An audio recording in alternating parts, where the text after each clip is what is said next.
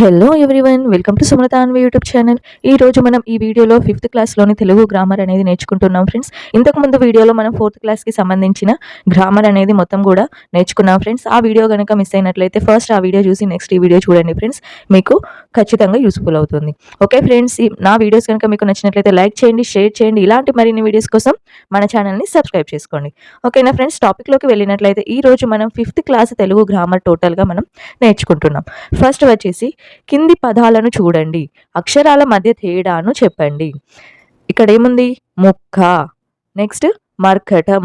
ముక్కలో కాకి ఏ ఒత్తు వచ్చింది? మళ్ళీ కావొత్తే వచ్చింది. మళ్ళీ ఇక్కడ మర్కటంలో రాకి ఏ ఒత్తు వచ్చింది? కావొత్తు వచ్చింది. ఇక్కడ ముక్కలో కాకి కావొత్తు వచ్చింది, మర్కటంలో రాకి కావొత్తు వచ్చింది. ఫస్ట్ వచ్చేసి ఒక హల్లుకు మళ్ళీ అదే హల్లు ఒత్తుగా వస్తే అలాంటి అక్షరాలను ఏమంటాం మనం? దిత్వాక్షరం అంటాం. ఏమంటాం? దిత్వాక్షరం అంటాం. నెక్స్ట్ రా అనేది ఒక హల్లు, కానీ రాకి ఇక్కడ ఏ ఒత్తు వచ్చి చేరింది? రాకి కావత్తు వచ్చి చేరింది. అంటే ఒక హల్లుకు వేరే హల్లు ఒత్తుగా రావడాన్ని ఏమంటాం? సంయుక్తాక్షరం. సంయుక్తాక్షరం. ఓకేనా ఫ్రెండ్స్, దిత్వాక్షరం అంటే ఒక హల్లుకు మళ్ళీ అదే హల్లు ఒత్తుగా వస్తే అలాంటి అక్షరాలను ఏమంటాం? దిత్వాక్షరాలు అంటాం. అలాగే సంయుక్త అక్షరం అంటే ఒక హల్లుకు వేరే హల్లు ఒత్తుగా వచ్చి చేరితే అలాంటి అక్షరాలను మనం సంయుక్త అక్షరం అంటాం. దీనికి సంబంధించిన మొత్తం డీటెయిల్స్ అనేది నేను 4th క్లాస్ గ్రామర్ చెప్పేటప్పుడు ఎక్స్ప్లెయిన్ చేశాను ఫ్రెండ్స్. కనుక ఆ వీడియో చూసి నెక్స్ట్ ఈ వీడియో చూడండి, ఖచ్చితంగా మీకు అర్థమవుతుంది. ఓకేనా ఫ్రెండ్స్. నెక్స్ట్, తెలంగాణ రాష్ట్రం జూన్ 2వ తేదీ 2014 ఆవిర్భవించింది. తెలంగాణ రాష్ట్రం ఎప్పుడు ఆవిర్భవించింది? జూన్ 2వ తేదీ 2014 సంవత్సరంలో తెలంగాణ రాష్ట్రం అనేది ఆవిర్భవించింది. తెలంగాణ రాష్ట్ర జంతువు జింక. దీని శాస్త్రీయ నామం వచ్చేసి డీర్. తెలంగాణ రాష్ట్ర పక్షి పాలపిట్ట. పాలపిట్ట శాస్త్రీయ నామం ఇండియన్ రోలర్ ఆర్ బ్లూజే. తెలంగాణ రాష్ట్ర పుష్పం తంగేడు పువ్వు. తంగేడు పువ్వు యొక్క శాస్త్రీయ నామం వచ్చేసి టర్నర్స్ కాసియా. నెక్స్ట్, తెలంగాణ రాష్ట్ర వృక్షం జమ్మి చెట్టు. దీనికి గల మరొక పేరు షమి వృక్షం. దీని యొక్క శాస్త్రీయ నామం వచ్చేసి ప్రోసోపిస్ సినేరియా. తెలంగాణ రాష్ట్ర ఆట కబడ్డీ. తెలంగాణ రాష్ట్ర నదులు గోదావరి, కృష్ణానది, మంజీరా నది, మూసి. తెలంగాణ రాష్ట్ర పండు మామిడి. ఓకేనా ఫ్రెండ్స్, ఇవి తెలంగాణ గురించి కొన్ని డీటెయిల్స్ అనేవి మనకు 5th క్లాస్లో ఇవ్వడం జరిగింది, అందుకే నేను ఇక్కడ రాశాను. నెక్స్ట్ టాపిక్లోకి వెళ్ళినట్లయితే భాషను గురించి తెలుసుకుందాం. ఫస్ట్ వచ్చేసి భూతకాలపు వాక్యాలు. భూతకాలపు వాక్యాలు అంటే ఏంటిదో నేర్చుకుందాం. జరిగిపోయిన పనిని గురించి తెలిపే పదాలున్న వాక్యాలను భూతకాలపు వాక్యాలు అంటారు. అంటే ఏంటిది? గతంలో జరిగిపోయిన పనులను గురించి తెలియజేసే వాక్యాలను ఏమంటాం? భూతకాలపు వాక్యాలు అంటాం. భూతకాలపు వాక్యాలు అంటే జరిగిపోయిన పనులు, అంటే నిన్న మొన్న జరిగిపోయిన పనుల గురించి ఏమంటాం మనం? ఒక సెకండ్ ముందు జరిగిపోయిన పనిని కూడా అది ఏ కాలపులోకి వస్తుంది అంటే భూతకాలపు వాక్యాలలోకి వస్తుంది. ఇంతకుముందు జరిగిపోయిన పనులు కూడా మనకు భూతకాలపు వాక్యాలు కిందికి వస్తుంది. భూతకాలపు వాక్యాలు అంటే ఏంటిది? జరిగిపోయిన పనిని గురించి తెలిపే పదాలున్న వాక్యాలను భూతకాలపు వాక్యాలు అంటారు. ఉదాహరణ, సంయుక్త పాట పాడింది అంటే సంయుక్త ఆల్రెడీ పాట పాడేసింది, కాబట్టి ఇది ఏంటిది? భూతకాలపు వాక్యం. సంయుక్త పాట పాడింది అనేది భూతకాలపు వాక్యం. నెక్స్ట్, ఆమె స్కూలుకు వెళ్ళింది. ఆమె స్కూలుకు వెళ్ళింది జరిగిపోయిన పని కాబట్టి ఇది భూతకాలపు వాక్యం. అతడు నిన్న హైదరాబాదుకు వెళ్ళాడు. అతడు నిన్న హైదరాబాద్కు వెళ్ళాడు, పని అనేది జరిగిపోయింది. ఇలాంటి వాక్యాలను ఏమంటామంటే భూతకాలపు వాక్యాలు అంటాం. మనము తెలంగాణ రాష్ట్రం గురించి కొన్ని ఇంపార్టెంట్ పాయింట్స్ అనేవి నేర్చుకున్నాము. అది ఒక సెకండ్ ముందు జరిగింది. ఇది కూడా ఏం వాక్యం అవుతుంది? భూతకాలపు వాక్యము అవుతుంది. ఓకేనా ఫ్రెండ్స్, భూతకాల వాక్యాలు అంటే జరిగిపోయిన పనిని గురించి తెలియజేసే వాక్యాలను భూతకాలపు వాక్యాలు అంటాము. రెండవది, వర్తమాన కాలపు వాక్యాలు. జరుగుతున్న పనిని గురించి తెలిపే పదాలున్న వాక్యాలను వర్తమాన కాలపు వాక్యాలు అంటారు.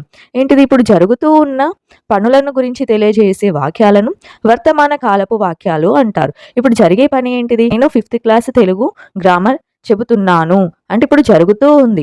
ఇలాంటి పనులను ఏమంటారు? వర్తమాన కాలపు వాక్యాలు అంటారు. ఉదాహరణకు చూసుకున్నట్లయితే ఇక్బాల్ బంతి ఆట ఆడుతున్నాడు అంటే ఇక్బాల్ అనే వ్యక్తి ఇప్పుడు ఆట ఆడుతున్నాడు అని చెప్పడానికి మనం ఏ కాలపు వాక్యాన్ని ఉపయోగిస్తాం? వర్తమాన కాలపు వాక్యాలను ఉపయోగిస్తాం. ప్రస్తుతం జరుగుతున్న పనులను తెలియజేయడానికి మనం వర్తమాన కాలపు వాక్యాలను ఉపయోగిస్తాం.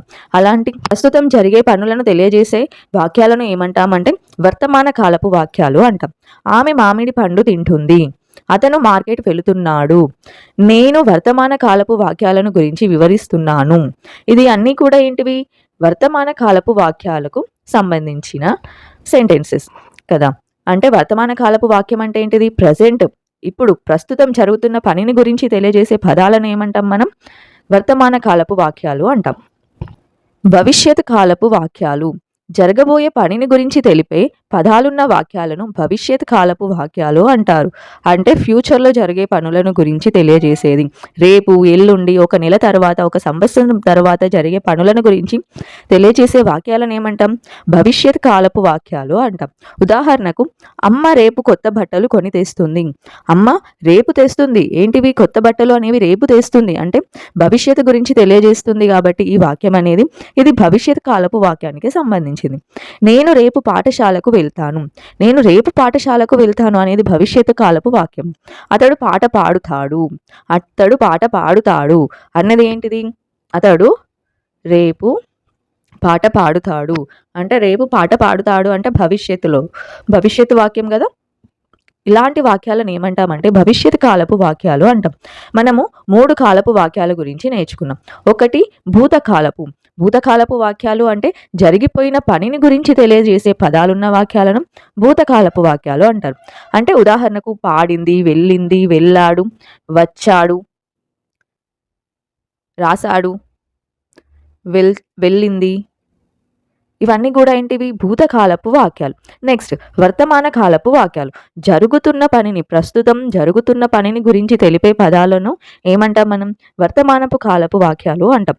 అంటే ఆడుతున్నాడు, తింటున్నాడు, వెళుతున్నాడు, వస్తున్నాడు, పాడుతున్నాడు, ఆడుతున్నాడు, కూర్చుంటున్నాడు, ఇవన్నీ కూడా ఏంటివి? వర్తమాన కాలపు వాక్యాలు అంటే ఇప్పుడు జరుగుతున్న పనిని గురించి తెలియజేస్తున్నాయి. ఓకేనా. నెక్స్ట్ థర్డ్ వచ్చేసి భవిష్యత్ కాలపు వాక్యాలు అంటే భవిష్యత్తులో జరగబోయేవి అంటే ఒక సంవత్సరం తర్వాత కూడా జరగబోయే పనులను గురించి తెలియజేసేది భవిష్యత్ కాలపు వాక్యాలు. తెస్తుంది, వెళ్తాను, పాడుతాడు, వస్తాడు, తింటాడు, ఇవన్నీ కూడా భవిష్యత్తుకు సంబంధించిన వాక్యాలు. ఓకేనా. నెక్స్ట్ క్రింది వాక్యాలలో క్రియాపదాలు రాయండి. ఏం రాయమన్నారు? క్రియాపదాలు. క్రియ అంటే ఏంటిది ఫ్రెండ్స్? మనం ఇంతకుముందు 4th క్లాస్ వీడియోలో నేర్చుకున్నాం. క్రియ అంటే అక్కడ జరిగే పనిని తెలియజేసే పదాలను ఏమంటాం? క్రియాపదాలు అంటాం. అంటే పనిని గురించి తెలియజేసే పదాలను క్రియాపదాలు అంటాం. ఇక్కడ ఇక్బాల్ బంతి ఆట ఆడుతున్నాడు. ఏం చేస్తున్నాడు? బంతితో ఆడుతున్నాడు. కాబట్టి ఈ ఆడుతున్నాడు అనేది ఏమవుతుంది? క్రియాపదం అవుతుంది. ఇది పనిని గురించి తెలియజేస్తుంది కాబట్టి ఇలాంటి పదాలను ఏమంటాం? క్రియాపదాలు అంటాం. సంయుక్త పాట పాడింది. పాడింది అనేది క్రియాపదం. అమ్మ రేపు కొత్త బట్టలు కొని తెస్తుంది. తెస్తుంది అనేది క్రియాపదం. ఓకేనా ఫ్రెండ్స్. క్రియ అంటే పనిని గురించి తెలియజేసే పదాలను ఏమంటాం? క్రియాపదాలు అంటాం. నెక్స్ట్ క్రింది వాక్యాలు ఏ కాలంలో ఉన్నాయో రాయండి. ఇంతకుముందు మనం 3 కాలాల గురించి నేర్చుకున్నాం కదా. ఇక్కడ 6 వాక్యాలు అనేవి ఇచ్చారు. ఆ వాక్యాలు ఏ కాలంలో ఉన్నాయో గుర్తించాలి. ఆదిత్య రేపు హైదరాబాదుకు వెళతాడు. ఎప్పుడు వెళ్తాడు ఆదిత్య? రేపు. రేపు అంటే భవిష్యత్ కాబట్టి ఇది ఏ కాలపు వాక్యం? భవిష్యత్ కాలపు వాక్యం. నెక్స్ట్ గీత సినిమా చూసింది. గీత సినిమా చూసింది అయిపోయింది. జరిగిపోయిన పనిని గురించి తెలియజేసేది భూతకాల వాక్యము. నెక్స్ట్ సౌమ్య పాఠం చదువుతున్నది. అంటే సౌమ్య పాఠం చదువుతున్నది. ఇప్పుడు సౌమ్య అనే అమ్మాయి పాఠం చదువుతూ ఉన్నది కాబట్టి ఇది ఏంటిది? వర్తమానం, ప్రజెంట్, ఇప్పుడు ప్రస్తుతం జరుగుతున్నది కాబట్టి ఇది వర్తమాన కాలపు వాక్యం. అతడు ఊరికి పోతాడు. అంటే అతడు ఊరికి పోతాడు. ఎప్పుడు పోతాడు? ఫ్యూచర్లో అంటే భవిష్యత్తులో పోతాడు కాబట్టి ఇది ఏ వాక్యం అవుతుంది? భవిష్యత్ అవుతుంది. నెక్స్ట్ శ్రీధర్ బజారుకు పోయిండు అంటే అయిపోయిన పనిని గురించి తెలియజేసేది ఏంటిది? అయిపోయిన పనిని గురించి తెలియజేసి చూడండి ఫ్రెండ్స్, వర్తమాన కాలం అంటే ప్రజెంట్, ఇప్పుడు జరిగే పనులను గురించి తెలియజేసేది వర్తమాన కాలం. అయిపోయిన పనులను గురించి తెలియజేసేది భూతకాలం. మరి భవిష్యత్తులో జరిగే పనులను తెలియజేసేది భవిష్యత్ కాలం. ఓకేనా? శ్రీధర్ బజారుకు పోయిండు, అయిపోయింది కదా ఈ పని, అయిపోయినది ఏంటిది? భూతకాలం.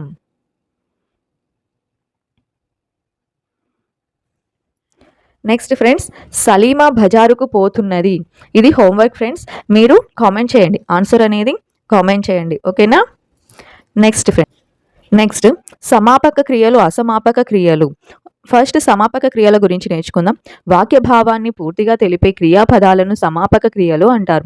ఒక వాక్యం గురించి పూర్తిగా తెలిపే క్రియాపదాలను ఏమంటాం మనం? సమాపక క్రియలు అంటాం. సమాపక క్రియలు అంటే ఒక వాక్య భావాన్ని పూర్తిగా తెలియజేసే దానిని సమాపక క్రియలు అంటాం. ఉదాహరణకు చూశాడు, కాలిపోయింది, పడిపోయాడు, ఇవన్నీ ఏంటివి? సమాపక క్రియలు. అంటే ఆ వాక్యంలోని భావాన్ని పూర్తిగా తెలియజేస్తాయి. అలాంటి వాక్యాలను ఏమంటాం? సమాపక క్రియలు అంటాం. నెక్స్ట్ అసమాపక క్రియలు. వాక్య భావాన్ని అసంపూర్తిగా తెలిపే క్రియాపదాలు అసమాపక క్రియలు అంటాం. ఏమంటాం? అసమాపక క్రియలు అంటే అవి అసంపూర్తిగా ఆ యొక్క క్రియాపదాలను తెలుపుతుంది. అలాంటి పదాలను అసమాపక క్రియలు అంటారు. ఉదాహరణకు చూసి, వచ్చి, తిని, ఇవన్నీ ఏంటివి? అసమాపక క్రియలు. చూడండి ఫ్రెండ్స్, ఉదాహరణకి ఇక్కడ అసమాపక క్రియలు, సమాపక క్రియలు, అసమాపక క్రియలు అంటే అర్థమైంది కదా. సమాపక క్రియలు అంటే ఆ వాక్య భావాన్ని క్రియాపదాలు అనేవి పూర్తిగా తెలియజేస్తాయి. అసమాపక క్రియలు అంటే ఆ వాక్యం యొక్క భావాన్ని అసంపూర్తిగా తెలియజేసేవి అసమాపక క్రియలు. ఫస్ట్ వన్ వచ్చేసి నిద్ర లేచాను. నిద్ర లేచి, నిద్ర లేచాను అనేది సమాపక క్రియ, మొత్తంగా వాక్యం యొక్క భావాన్ని తెలియజేసింది. నిద్ర లేచి, నిద్ర లేచి అని సగమే తెలియజేసింది. ఇదే వాక్యం అవుతుంది? అసమాపక క్రియకు సంబంధించింది. ఉదాహరణకు చూస్తే, నేను ఉదయం నిద్ర లేచి ముఖం కడిగాను. నిద్ర లేచి తర్వాత ముఖం కడిగాను అంటే ఇది మొత్తం తెలియజేయలే నిద్ర లేచి అనేది. కాబట్టి ఇలాంటి క్రియలను ఏమంటామంటే అసమాపక క్రియ అంటాం. ఇక్కడ నిద్ర లేచాను, నిద్ర లేచాను అనేది మొత్తం పూర్తిగా ఆ యొక్క వాక్యాన్ని తెలియజేస్తుంది కాబట్టి నిద్ర లేచాను అనేది సమాపక క్రియ. నెక్స్ట్ అతడు పాఠశాల నుండి వచ్చాడు. వచ్చాడు, వచ్చాడు అనేది ఏమవుతుంది? సమాపక క్రియ. అంటే మొత్తంగా వాక్యం పూర్తి భాగాన్ని తెలియజేసింది. పాఠశాల నుండి వచ్చి, వచ్చి అనేది ఏంటిది? ఆ వాక్యం యొక్క భావాన్ని పూర్తిగా తెలియజేయట్లేదు కాబట్టి ఈ వచ్చి అనేది ఏమవుతుంది? అసమాపక క్రియ అవుతుంది. చూడండి, అతడు పాఠశాల నుండి వచ్చి ఆడుకున్నాడు. వచ్చి అనేది అసమాపక క్రియ. ఉదాహరణకు చూసినట్లయితే వచ్చి చేసింది, వచ్చి అనేది అసమాపక క్రియ, చేసింది అనేది సమాపక క్రియ. తిని చూస్తున్నది, చదివి రాస్తూ ఉన్నాడు, తెచ్చి వండుతారు, రుబ్బి చేశారు, ఇవన్నీ ఏంటివి? ఇటు వచ్చి, తిని, చదివి, తెచ్చి, రుబ్బి అనేవి అసమాపక క్రియలు. చేసింది, చూస్తున్నది, రాస్తూ ఉన్నాడు, వండుతారు, చేశారు, ఇవి అన్నీ కూడా సమాపక క్రియలు. ఓకేనా ఫ్రెండ్స్? సమాపక క్రియలు, అసమాపక క్రియలు అంటే అర్థమైంది కదా. అంటే ఒక క్రియాపదాన్ని పూర్తిగా తెలియజేస్తే అవి ఏమవుతాయి? సమాపక క్రియలు అవుతాయి. ఒక క్రియాపదాన్ని అసంపూర్తిగా తెలియజేస్తే అసమాపక క్రియలు అవుతాయి. ఓకేనా? నెక్స్ట్ ఓకే ఫ్రెండ్స్, నెక్స్ట్ వచ్చేసి కర్త, కర్మ, క్రియ. కర్త అంటే ఏంటిదో నేర్చుకుందాం. క్రియకు ఆశ్రయమైనది కర్త. అంటే క్రియకు ఆశ్రయమైనది కర్త అన్నారు. ఉదాహరణకు రాముడు రావణుని చంపెను. రాముడు రావణుని చంపెనులో క్రియ ఏంటిది? క్రియ అంటే చంపెను. క్రియకు ఆశ్రమమైనది ఏంటిది? రాముడు ఎవరిని చంపెను?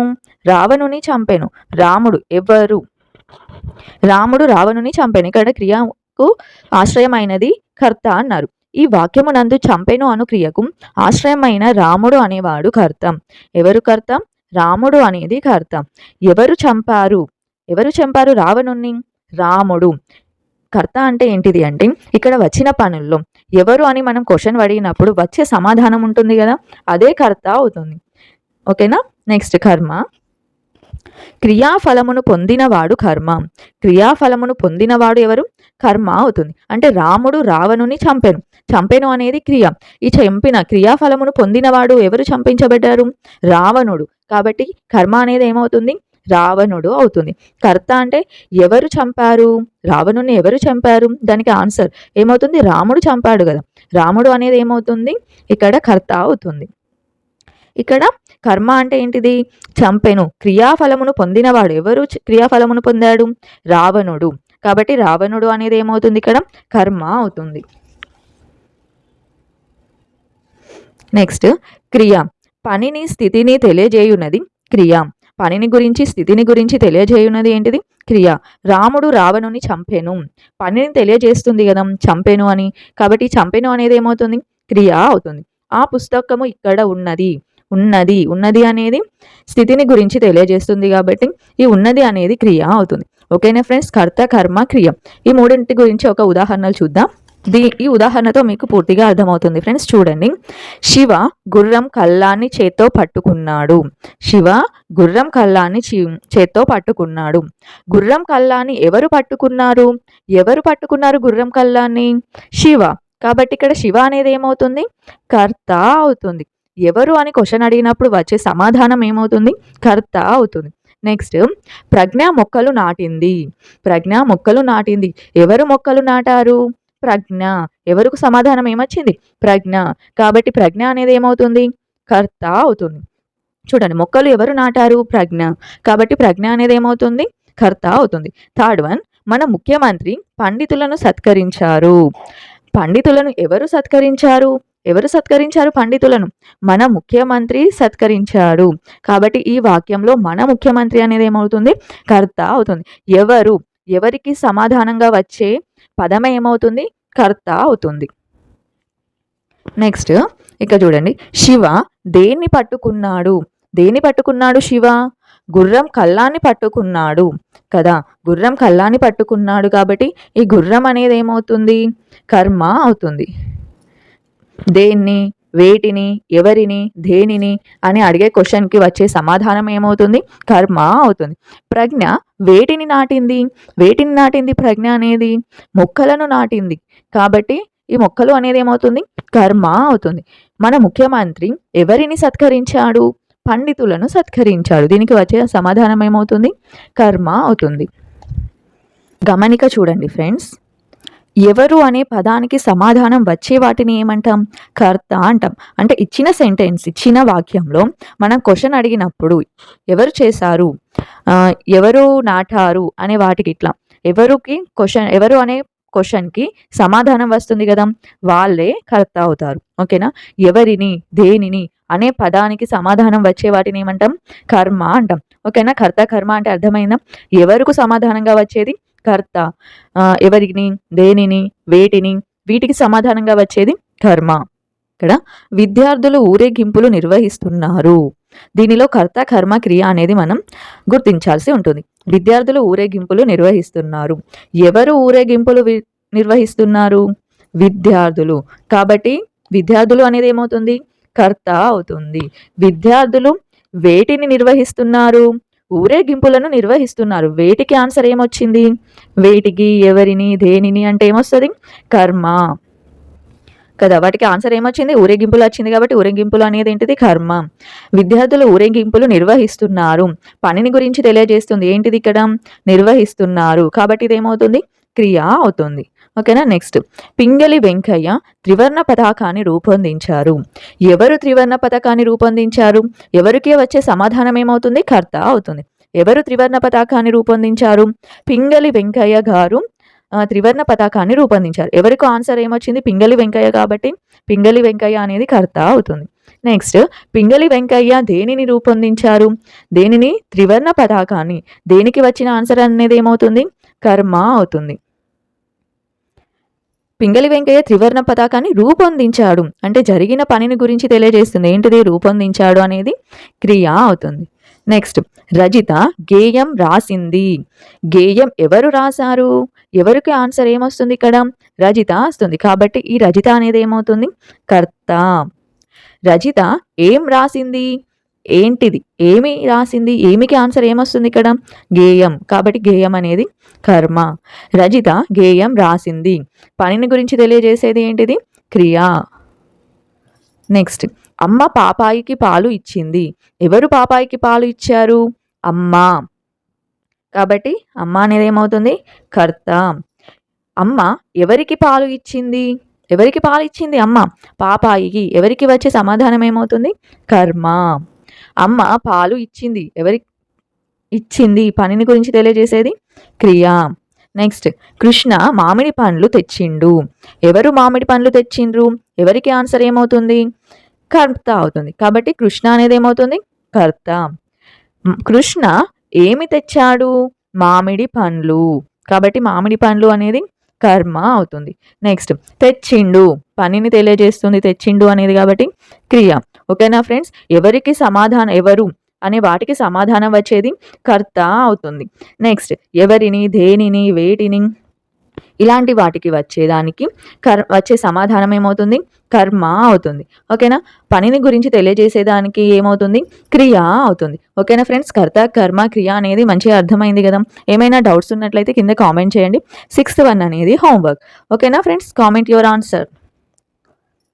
చూడండి, క్రింది వాక్యాలు చదవండి, క్రియాపదాల కింద గీత గీయండి. క్రింద ఇచ్చిన వాక్యాలు అనేది చదవమన్నారు, అందులో క్రియాపదాల కింద గీత గీయమన్నారు. క్రియాపదాలు అంటే ఏంటిది? పనిని గురించి తెలియజేసే పదాలను క్రియాపదాలు అంటామని నేర్చుకున్నాం కదా. ఫస్ట్ వచ్చేసి పిల్లలు చెట్టు కింద ఆడుతున్నారు. పిల్లలు చెట్టు కింద ఆడుతున్నారు. ఆడుకుంటున్నారు కాబట్టి ఇది ఏమవుతుంది? క్రియాపదం అవుతుంది. నెక్స్ట్, వెంకటయ్య నిద్రపోతున్నాడు. వెంకటయ్య నిద్రపోతున్నాడు. పోతున్నాడు కాబట్టి ఇది క్రియాపదము. నెక్స్ట్, పోతన గొప్ప కవి. పోతన గొప్ప కవిలో క్రియాపదం లేదు. కుంటాల జలపాతం అందమైనది. ఇందులో ఉన్న క్రియాపదం అనేది లేదు. అంటే గమనించినట్లయితే 1, 2 వాక్యాలకు క్రియాపదాలు ఉన్నాయి, 3, 4 వాక్యాలకు క్రియాపదాలు లేవు. ఇట్లా 3, 4 వాక్యాలు అనేవి క్రియాపదాలు లేనప్పటికీ కూడా వీటి యొక్క అర్థం అనేది మనకు అర్థమవుతుంది. పోతన అనే వ్యక్తి గొప్ప కవి, కుంటాల జలపాతం అనేది అందంగా ఉంటుంది అనేది ఇక్కడ మనకు ఈ 2 సెంటెన్సెస్ చూస్తే అర్థమవుతుంది. కాబట్టి ఇలాంటి పదాలు, ఇందులో క్రియ అనేది లేదు కదా, ఇలాంటి వాటిని ఏమంటామంటే క్రియారహిత వాక్యాలు అంటాం. ఏమంటాం? క్రియారహిత వాక్యాలు అంటాం. చూడండి, ఇక్కడ 1, 2 వాక్యాలకు 3, 4 వాక్యాలకు గల భేదం ఏమి? 3, 4 వాక్యాలలో క్రియాపదం లేకపోయినా పూర్తి అర్థాన్ని ఇస్తున్నాయి కదా. అవును కదా. పోతన గొప్ప కవి, కుంటాల జలపాతం అందమైనది, ఈ 2 సెంటెన్సెస్ మనకు అర్థమవుతున్నాయి. ఇందులో క్రియాపదం అనేది లేకపోయినా కానీ ఇవి 2 అర్థమవుతున్నాయి. ఇలాంటి వాటిని ఏమంటాం? క్రియారహిత వాక్యాలు అంటారు. ఉదాహరణ, సీతయ్య అమాయకుడు. సీతయ్య అమాయకుడు, ఇందులో క్రియ అనేది ఉందా? లేదు. కాబట్టి ఇది క్రియారహిత వాక్యాలు. మా ఊరు రామాపురం, ఇందులో క్రియ అనేది ఉందా? లేదు. ఇలాంటి వాక్యాలను ఏమంటాం మనం? క్రియారహిత వాక్యాలు అంటాం. క్రియారహిత వాక్యాలు అంటే అందులో మనకి క్రియాపదాలు అనేవి ఉండవు. క్రియాపదాలు అనేవి ఉండనప్పటికీ కూడా సెంటెన్సెస్ అనేది మనకు పూర్తిగా అర్థవంతంగా ఉంటుంది. అలాంటి వాక్యాలను మనం క్రియారహిత వాక్యాలు అంటాం. ఓకేనా ఫ్రెండ్స్? నెక్స్ట్ వచ్చేసి విభక్తి ప్రత్యయాలు. వాక్యంలోని వేరువేరు పదములను అన్వయము కలిగించు ప్రత్యయములను పదములను విభక్తులు అందురు. ఏంటిది? విభక్తులు. ఇవి 2 పదముల మధ్య సంబంధమును కలిగించును. వీటినే విభక్తి ప్రత్యయాలు అంటారు. విభక్తి ప్రత్యయాలు అంటే ఏంటిది అంటే 2 పదముల మధ్య సంబంధమును కలిగించును. వాటిని ఏమంటాం? విభక్తి ప్రత్యయాలు అంటాం. అంటే వాక్యంలోని వేరువేరు పదములకు అన్వయము కలిగించు పదములను ఏమంటాం? విభక్తులు అంటాం. ఉదాహరణ చూసినట్లయితే అర్థమవుతుంది ఫ్రెండ్స్. కింది వాక్యాలు చదవండి, విభక్తి ప్రత్యయాల కింద గీత గీయండి. విభక్తి ప్రత్యయాల కింద గీత గీయమన్నారు. విభక్తి ప్రత్యయం అంటే ఏంటిది? 2 పదముల మధ్య సంబంధమును తెలియజేసేది ఏమవుతుంది? విభక్తి ప్రత్యయం అవుతుంది. ఫస్ట్ వచ్చేసి నిఖిల్ వాళ్ళు పెద్దమ్మతో ఊరికి పోయాడు. ఎవరితో ఊరికి పోయాడు? పెద్దమ్మతో. ఇక్కడ చూడండి, నిఖిల్ వాళ్ళ పెద్దమ్మ ఊరికి పోయాడు అంటే ఈ సెంటెన్సెస్ అనేది కరెక్ట్ ఉంటుందా? తో అనేది ఉపయోగించినప్పుడే ఈ యొక్క వాక్యమునకు పూర్తి అర్థవంతంగా మారుతుంది. ఈ తో అనేది ఏమవుతుంది? విభక్తి ప్రత్యయం అవుతుంది. సుస్మితకు ప్రజ్ఞ చాక్లెట్ ఇచ్చింది. సుస్మితకు కు అనేది ఏమవుతుంది? విభక్తి ప్రత్యయం. సుస్మిత ప్రజ్ఞ చాక్లెట్ ఇచ్చింది అంటే ఆ వాక్యం అనేది అర్థవంతంగా ఉండదు. విభక్తి ప్రత్యయాలను ఉపయోగించినట్లయితేనే మనకు అర్థవంతమైన వాక్యం అనేది తయారవుతుంది. పాలు సేమ్యాతో పాయసం చేస్తారు. పాలు సేమ్యాతో పాయసం చేస్తారు. ఇక్కడ 2 పదాలను కలిపిన పదం ఏది? తో. కాబట్టి తో అనేది ఏమవుతుంది? విభక్తి ప్రత్యయం. పాలు సేమియా పాయసం చేస్తారు అంటే బాగుంటుందా? బాగుండదు. పాలు సేమియాతో పాయసం చేస్తారు. ఇలాంటి పదాలను ఏమంటాం మనం? ప్రత్యయములు లేదా విభక్తులు అంటారు. వీటిని ఏమంటాం? విభక్తులు. జయ కోసం రామన్న బొమ్మలు తెచ్చాడు. జయ కోసం. కోసం అనేది ఏమవుతుంది? ఇక్కడ 2 వేరువేరు వాక్యాల పదములను అన్వయము కలిగిస్తుంది కదా. ఇలాంటి ప్రత్యయములను ఏమంటాం? విభక్తులు అని అంటాం. ముగ్గులలో గొబ్బిళ్ళు పెడతారు. ముగ్గులలో లో ముగ్గు గొబ్బిళ్ళు పెడతారు. ఆ పదం అనేది ఏమన్నా అర్థవంతంగా ఉందా అంటే రెండు పదముల మధ్య సంబంధమును కలిగించు వాటిని ఏమంటాం విభక్తి ప్రత్యయాలు అంటాం.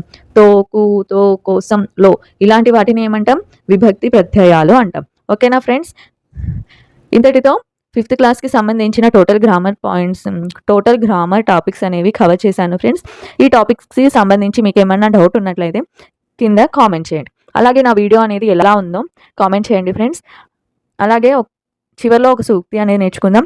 ఆత్మవిశ్వాసం కోల్పోవద్దు, నీకీ లోకంలో అసాధ్యం ఏదీ లేదు అన్నవారు స్వామి వివేకానంద.